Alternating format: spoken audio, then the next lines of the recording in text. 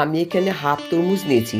এবার তরমুজগুলোকে এইভাবে কেটে নিয়েছি, নিয়ে এবার আমি একটা মিক্সার গ্রাইন্ডারে গ্রেট করে নেব। প্রথমে তরমুজগুলো দিলাম, তারপরে দিলাম 1 কাপ মতো সুগার, বিট নুন, আর দিলাম একটু ব্ল্যাক পেপার। এবার সব মিলিয়ে খুব ভালো করে গ্রেট করে নেব। একটুও কিন্তু জল দেব না বন্ধুরা।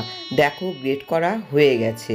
এবার আমি একটা স্টিনারের সাহায্যে খুব ভালো করে ছেঁকে নেব। দেখো ছাঁকা হয়ে গেছে, পরে এই অবশিষ্টগুলো রয়েছে। জুইসি রেডি।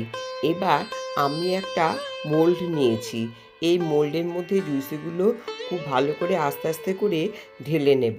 দেখো বন্ধুরা, এইভাবে আমি সব মোল্ডগুলোই পূরণ করে নেব। দেখো ভর্তি করা হয়ে গেছে।